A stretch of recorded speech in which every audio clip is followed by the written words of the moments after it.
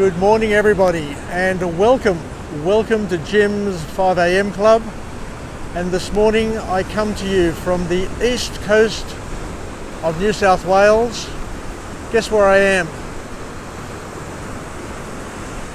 I'm sure most of you will know where I am. Let me just pan around, and sooner or later you'll go bingo. You'll be able to see and recognise exactly where I am. So just so you know, I'm here at Tamarama Beach.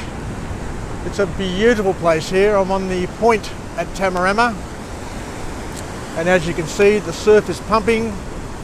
The surfers are out there making the most of the waves. Most of them today are located over there at the southern end of the beach, where the waves are coming in. As you can see the sets coming in at the moment.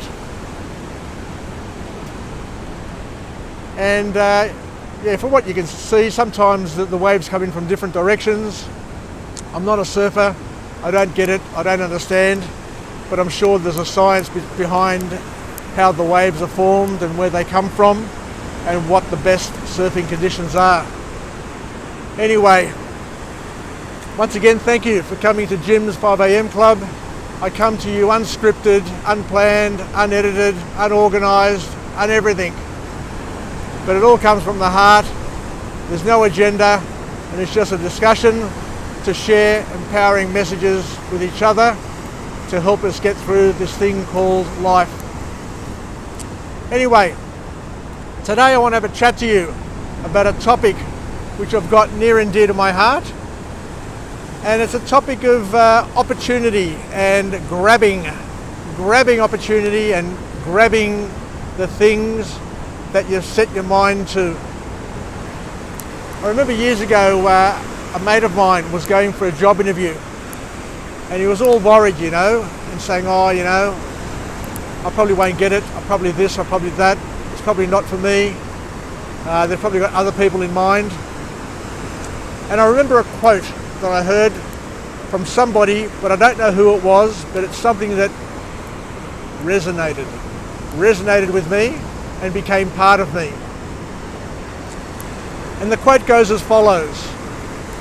The quote goes that God gave you 2 hands, 10 fingers, and 2 arms, and 2 eyes to see, to grab hold of, to hold, and to hug the things that you desire, the things that you want in life. You have the power. You have the power to chase the things that you want, and to grab hold of them, and to hold them, and to hug them with all of your might. So it's up to you. It's up to you to identify the things that you want in your life. And that's why you've got eyes, that's why you've got a mind, that's why you've got the faculties, the God-given faculties, the talents that you have to be able to identify the things that are your calling. Now, we've all got different callings. Look at that colours of the horizon. We've all got a different calling, but it's up to you to listen and to identify what your calling is. And once you identify what your calling is, guess what? You have the capabilities. You've got the hands to reach out. You've got the fingers to grab hold of. And you've got the arms to bring in and hold and hug and keep them close to you for as long as you desire. Remember, things, people, careers come into our lives and go out of our lives. It's just a natural thing that we give up interest. My daughters laugh at me all the time, and they're saying, Dad, we just can't figure you out. We can't figure you out. Out of nowhere, you'll pick up a hobby, you will run hard with it for 1 week, 1 month, a year, 10 years, Who knows how long you're going to run with it? And then, as quickly as you picked it up, you will drop it and you'll move on to something else. I was just admiring some people down there on the beach, over there. There's a couple down there taking photos on the beach. The lady's wearing a white dress, and the photographer or a husband or a boyfriend is just taking some lovely photos here on this day where the surf is just crashing. Anyway, so my daughters laugh. They laugh their guts out. They're saying, we just don't know what drives you. And I don't know myself what drives me, but as I said, some things just trigger my interest. Some people trigger my interest. Some jobs, some hobbies trigger my interest. I get into it. As you can see with this 5 a.m. club, I go hard as I can to get the most out of it, and I pass it on. My objective is to try and create enjoyment and interest, not only for myself, but also for my friends and family, and hopefully, like all of us, we'll leave a legacy. Anyway, to all my friends and family, how do we use this? I guess the way we use it is that we're on notice to keep our eyes, ears and senses open to callings, the things that give us purpose, the things that make us happy, or at least lead us to a place of happiness. Many years ago, another person once told me, just do things, because you don't know where it's going to lead you. You don't know what doors it's going to open, what windows it's going to open. And I can assure you, the more things you do, the more opportunities arise and are created, the more people you will meet, the more interest you will develop in the things that you've done, and then you can use that as a springboard to do other things. So give it a go. Give it a go and surprise yourself.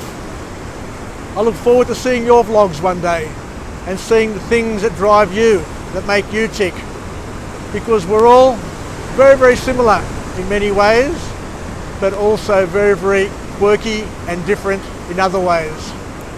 And that's what makes us all interesting. God could have made us all the same. He could have made every single tree the same pattern, the same colour. How boring would life be? We are all different, not from each other, but for each other. So keep that as a message, and search for your calling, identify it, reach out for it, grab hold of it, hug it, and then release it.